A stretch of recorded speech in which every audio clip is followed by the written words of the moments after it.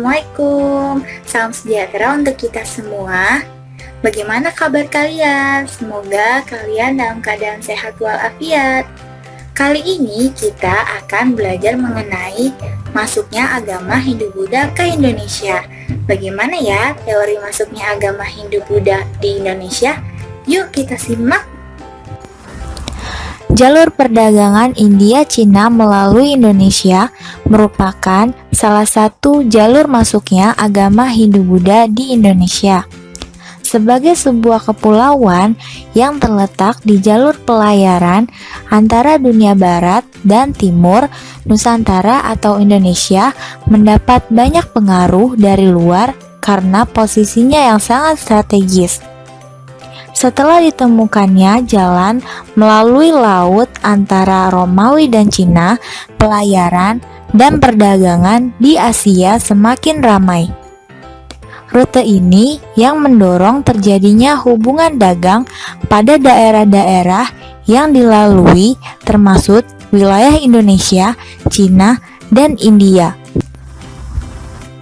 Kepulauan Indonesia membentang di sebelah timur India.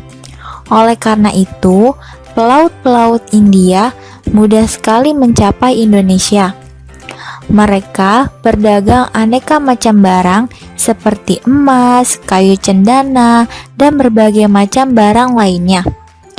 Awal peningkatan hubungan dagang antara Indonesia dan India kemungkinan besar terjadi bersamaan dengan kurun waktunya perluasan kerajaan Cina ke wilayah Asia Tenggara.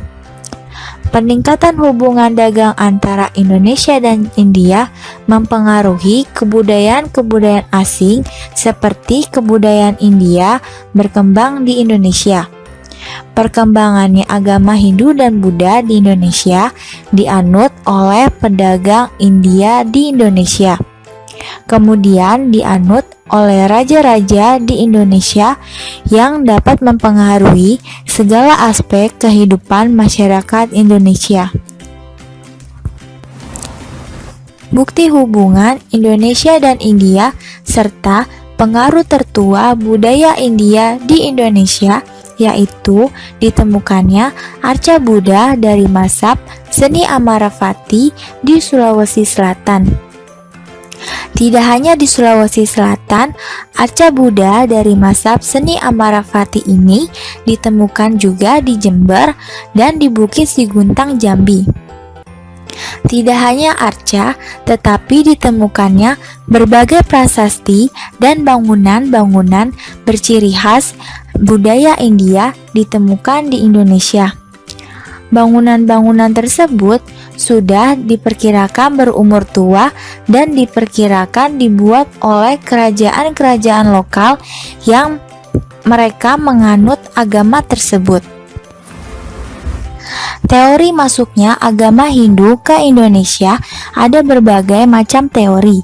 Teori yang pertama diperkirakan terjadi sejak abad 1 Masehi. Tentang hal ini mendapat berbagai pendapat yang bertolak belakang dari para ahli sejarah. Ada yang menganggap bahwa Indonesia bersikap pasif dan hanya menerima saja pengaruh budaya yang datang dari India. Menurut para ahli sejarah yang mendukung pendapat ini, pengaruh budaya India yang masuk ke Indonesia melalui kolonisasi, baik langsung maupun tidak langsung oleh bangsa India. Para ahli sejarah kemudian mengajukan 3 teori bagaimana bangsa India memperkenalkan kebudayaannya kepada bangsa Indonesia. Dan teori-teori tersebut yang pertama adalah teori Brahmana. Teori ini dikemukakan oleh Jesse Van Leer. Dalam teori ini, Brahmana India datang ke Indonesia atas undangan para kepala suku setempat. Agama tersebut menyebarluaskan ajaran agama dan budaya Hindu. Budaya yang dikenalkan otomatis adalah budaya Brahmana karena kita yang tahu bahwa Hindu terbagi atas kasta-kasta. Yang kedua adalah teori kesatria. Teori ini dikemukakan oleh F.D.K. Bose. Dalam teori ini, Raja-raja di India menyerang dan mengalahkan suku-suku yang ada di Indonesia. Dalam perkembangannya sendiri, kemudian menyebarkan ajaran agama Hindu dan budaya India. Yang terakhir adalah teori Waisa. Teori ini dikemukakan oleh N.J. Krom.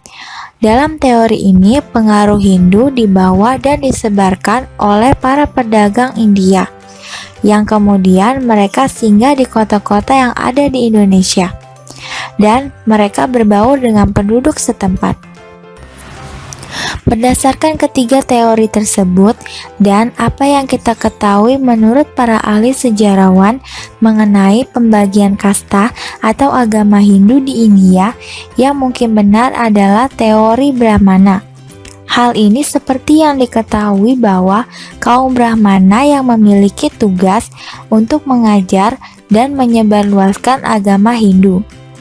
Selain itu, kitab Veda hanya boleh dibaca oleh kaum Brahmana saja, sehingga tidak mungkin bahwa kaum lain dapat menyebarkan agama Hindu dengan baik. Kemudian, prasasti-prasasti bangunan India menggunakan bahasa Sanskerta. Bahasa Sanskerta ini digunakan dalam kitab Veda dan dalam upacara-upacara keagamaan oleh kaum Brahmana. Ada pendapat lain yang mengatakan bahwa bangsa Indonesia yang berperan aktif dalam menyebarkan agama Hindu di Indonesia. Bangsa Indonesia telah lama berdagang menjelajah samudra. Mereka datang ke India, kemudian kembali ke Indonesia, dan kemudian menyebarkan agama Hindu di Indonesia. Teori masuknya agama Buddha ke Indonesia. Agama Buddha berbeda dengan agama Hindu. Agama Buddha tidak mengenal sistem kasta. Agama Buddha disebarluaskan oleh para biksu Buddha melalui perdagangan. Karena para biksu Buddha yang tekun, terbentuklah komunitas agama Buddha di daerah-daerah. Hal ini yang menumbuhkan seni agama Buddha di Indonesia. Berbeda dengan agama Hindu, agama Buddha, para biksu diwajibkan untuk menyebarkan ajaran agamanya.